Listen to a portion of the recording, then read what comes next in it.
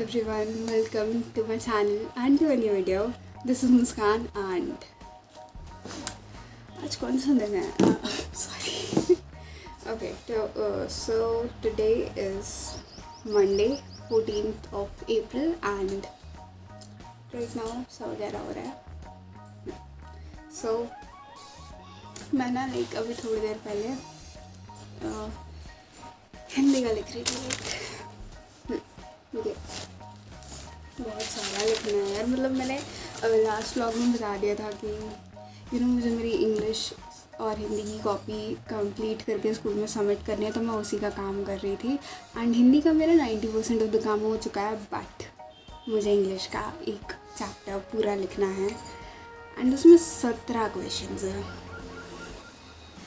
बहुत सारा काम है. एंड टुडे इज़ मंडे, तो आज लक्ष्य की क्लासेस भी है, वो भी मुझे अटेंड करनी है.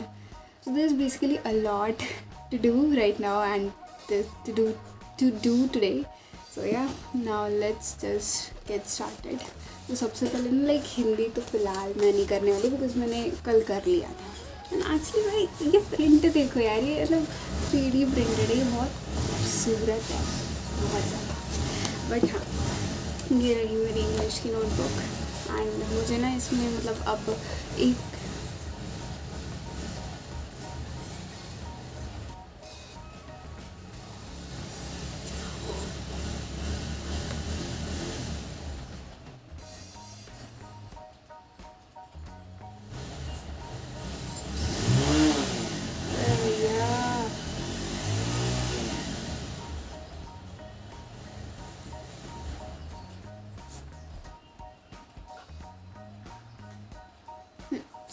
मुझे अब इंग्लिश में वेस्टिस का first lesson that is the 3rd level वो वाला कंप्लीट करना है. एंड उसके ना आंसर्स मैम ने ग्रुप पे भेज दिया. So yes, now I am just going to do that. So let's just get started.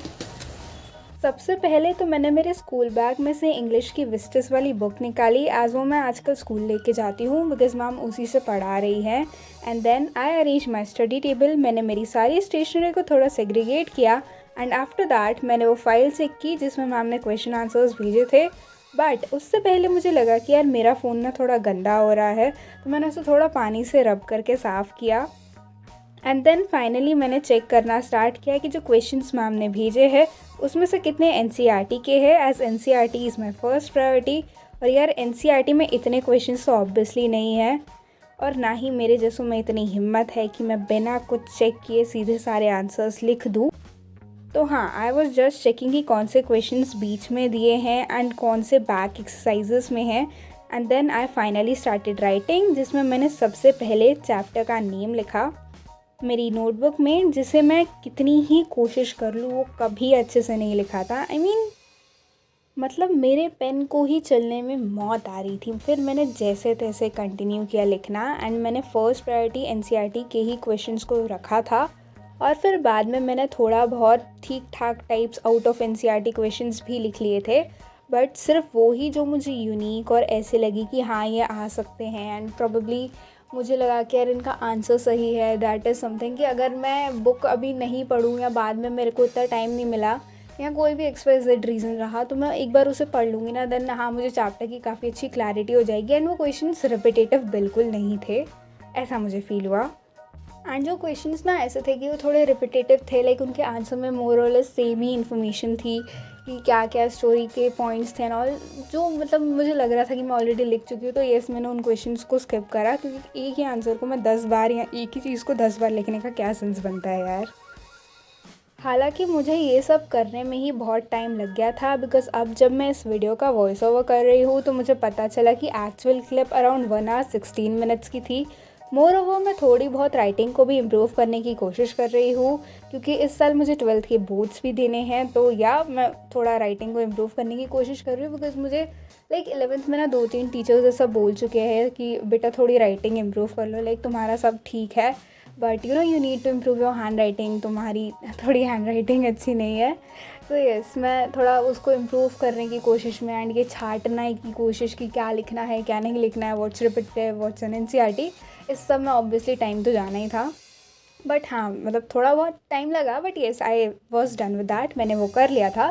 मुझे एक बात बताओ, लाइक मेरे साथ ऐसा होता है कि भले चाहे मुझे इंग्लिश कितनी भी लिखनी पड़े, कुछ भी हो, मैं लिख लेती हूँ। मुझे मतलब उसे बहुत देर तक लिखने के बाद भी ना ऐसा थकावट, एकदम एग्जॉस्टेड सा फील नहीं होता। एंड मुझे इतना बुरा भी नहीं लगता कि यार लिखना पड़ रहा है एंड ऑल। बट यहीं अगर हिंदी आ जाए ना, मैं बता रही हूँ, मेरे को हिंदी के 2-4 पेजेस लिखने में ऐसी गंदी हालत हो जाती है, मेरे हाथ बिल्कुल पता नहीं अकड़ जाते हैं, क्या होता है, ऐसे दुनिया भर का दर्द होने लगता है ना उनमें। मतलब आई डोंट नो ऐसा क्यों है, बट मैं इंग्लिश फिर भी लिख लेती हूँ एंड मुझे ऐसा कुछ नहीं लगता कि यार लिखना पड़ रहा है। बट हिंदी में तो भाई मत ही पूछो, मतलब मुझे नहीं पता मैं इस साल हिंदी का बोर्ड कैसे दूंगी, बिकॉज बहुत ज़्यादा मेरी हालत ख़राब हो जाती है हिंदी लिखते लिखते। एंड भाई पता नहीं यार, एक तो इतनी मेहनत करो, ऊपर से हिंदी की हैंड राइटिंग, क्या बताऊँ। तुम्हारे साथ भी ऐसा होता है क्या कि इंग्लिश तो लिखा जाती है बट हिंदी तो नहीं लिखाएगी भाई? Like do let me no कि तुम्हारे साथ क्या होता है इन the comment section down below. And जो भी चैलेंजेस तुम मुझे सजेस्ट करना चाहते हो कि आप ऐसे वीडियोस बनाओ या ये चेंजेस आप अपने वीडियोस में करो, तो yes you can also tell me that, like I am always open to such suggestions. So yeah please do let me know in the comment section. और हाँ यार, ना करके भी मैंने इंग्लिश के जो 17 क्वेश्चंस मैम ने भेजे थे उसमें से अराउंड 10-11 आंसर्स तो लिख ही लिए थे। बिकॉज़ मुझे लगा कि यार अगर कम लिखूँगी ना तो मैम पूछ ना रही कि बाकी कहाँ है। आई मीन वो हो सकता है ना, अब कुछ मेरी क्लास में ऐसे बच्चे हैं, पता नहीं उनको काम नहीं रहता या क्या, बट वो पूरा का पूरा छाप लेते हैं और एक ही दिन के अंदर अंदर छाप लेते हैं। मतलब अब मैं बता रही हूँ, हमें अराउंड 6 दिन का टाइम दिया गया था ये सब करने के लिए। और 1-2 ऐसी फर्स्ट बेंचर लड़कियाँ, भाई वो जिस दिन भेजा उसके दूसरे दिन उठा के करके ले आई स्कूल। और भाई हर कोई शॉक्ड है कि इतना फोकट ये है, कैसे मतलब इतना ये कैसे हो जाता है। मैं बता रही हूँ, मेरे को मतलब 6 दिन का टाइम था, मैंने तीसरे चौथे दिन पे बैठ के ये सारा काम किया, बिकॉज मुझे पता था इस समय भी थोड़ा टाइम तो जाने ही वाला है। पर भाई वो लड़कियाँ पहले दूसरे दिन उठ के करके ले आई। तो अब ऑब्वियस सी बात है भाई, उन्होंने सारा ये बिल्कुल रिपीटेटिव आंसर्स भी छेप दिए, मतलब छाप दिए बिल्कुल। वो उनकी कॉपी के कंपैरिजन में मेरी कॉपी बहुत कम ना लगे कि भाई इसने लिखा नहीं है, इसने आंसर्स खा गई है, ये ऐसा कुछ उन्हें फील ना हो। तो इसलिए मेरे को डिसेंट अमाउंट में लिखना था कि ताकि उन्हें ये चीज़ मतलब वो नोटिस ना करें ना चेक करते टाइम की क्या है। बिकॉज भाई अगर वो नोटिस कर लेंगी तो मेरे को साल भर उनके साथ भी निकालना है, 12th में बोर्ड्स है, मेरे को इंटरनल असेसमेंट में भी तो मार्क्स चाहिए ना। तो इसलिए मैंने डिसेंट अमाउंट में लिखा था, वरना मैं चाहती ना तो NCERT के 8 क्वेश्चन थे अराउंड, नहीं 8 भी नहीं थे, शायद 4-5 ही थे, तो वो लिख के छोड़ सकती थी। बट भाई थोड़ा टीचर्स से भी बना के चलना पड़ता है ना, तो इसलिए हाँ मैंने 10-11 क्वेश्चंस के आंसर्स लिख लिए थे।